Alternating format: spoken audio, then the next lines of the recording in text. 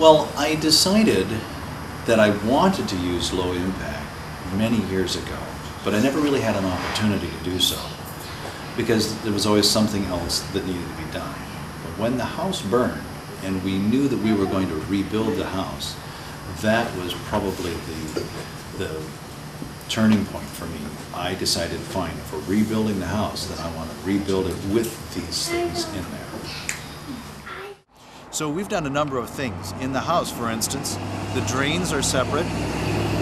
We now have, I had the plumber who redid the plumbing. He's run separate drains for gray water. For a future installation for gray water, we're putting solar water heating up on top of the roof. Solar electric panels are going to be going on top of the school. Just that I've been composting for years, teaching my kids. I like cut flowers, so I grow all my cut flowers, some vegetables in the garden, and so forth. I made this myself. I got the design and engineering from an engineer who said, this should hold. Personally, I don't think it will. Water tanks for me are round for a reason. This one being square, I have a feeling that when it's full, the weight of the water will bow out the squareness. And if that happens, I have another means to be able to strengthen each of the walls. But for now, we've got a good solid concrete foundation. The structure is bolted and beamed to the concrete, and over the roof it should take about on average year of rainfall, we're scheduled to get about 12,000 gallons of water off of that roof. So on an average year, we'd have 12,000 gallons of water that we can spend for irrigation around really just this part of the property.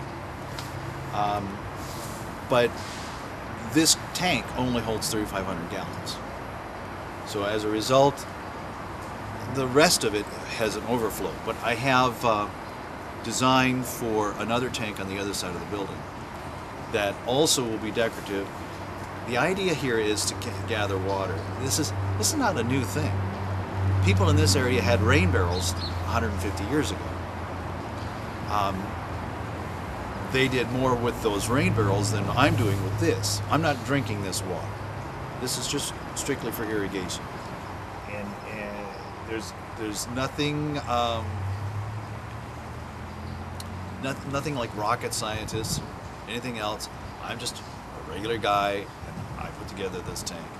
I was shopping tanks. I was looking at the fiberglass ones and the plastic ones. Quite frankly, they're very expensive, about $1 a gallon. This 3,500 gallon tank cost me around $1,000. I built it myself. And I think now with this, I could have probably done it a little less expensively, but I wanted a tank. If I had put it underneath the ground, I could have definitely made it less expensive. People have been building cisterns and wells and so forth for centuries, and very inexpensively. But I wanted the gravity fed. So I don't have a pump with this. I don't need to worry about plumbing or electrical or anything having to do with a pump, because the gravity fed water comes out of this way. The roof was designed with just a simple downspout drainage. The roof slopes to the back of the building, and then the drain spout starts there. And I replaced the old one and put in this plumbing, which again I got from a home improvement place. It has a couple of functions. First, the downspout has a cap on the bottom of it, so that we can capture the dirtiest water, which is the water that comes off the roof first. Then, once that fills, the rest of it overflows. The overflow goes down into the tank. There may be still a little bit of runoff, not much right now from that recent rain, but it comes from the roof through the plumbing and into the tank here. this part of the tank is hinged so that I can open it up and go inside to clean or whatever I need to do to maintenance and so forth.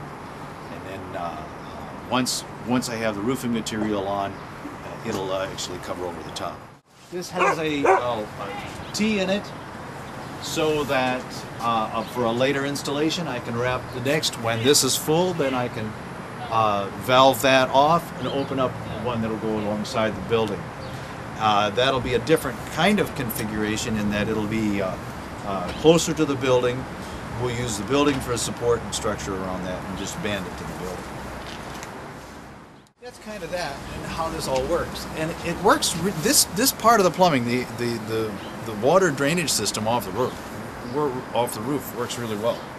So it collects all the sediments and all that kind of stuff down here. Exactly, and then after the rain is finished, I'll open that up and release it. When your plants are established, they really don't need a lot of water.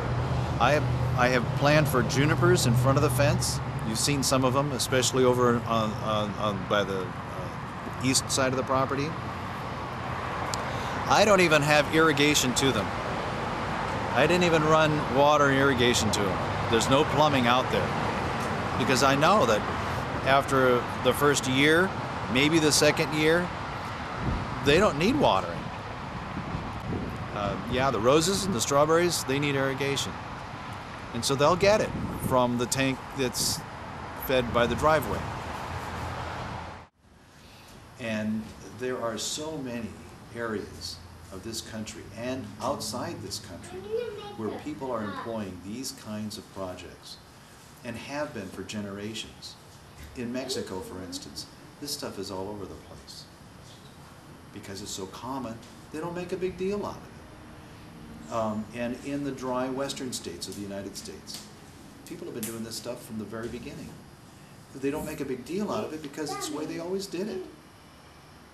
So I think that we in the cities, which have forgotten most of these things, can just say, oh yeah, well, if it was good enough for them, it's good enough for me, and enjoy some contentment with that.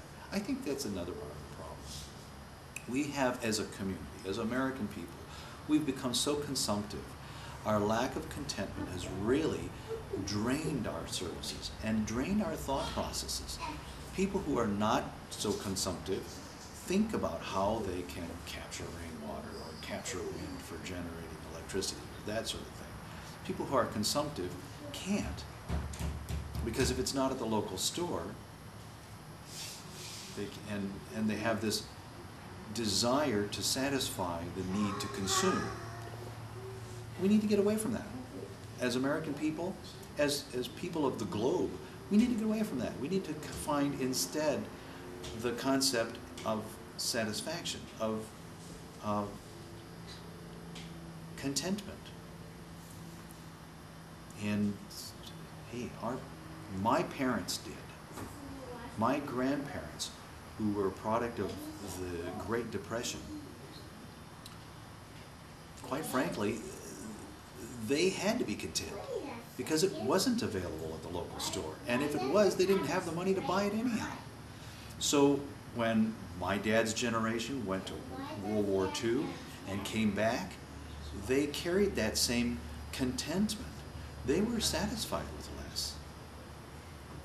It was just to the degree that even luxury car builders had really struggled selling luxury cars because the mindset of the people coming back from the war, I don't need to show luxury. I need to show contentment for what I have. And I think my generation really lost that. And I think that they needed to regain that. And I'm glad to see a lot of the younger generation recapturing some of that. And really putting that out in the community is contentment is okay.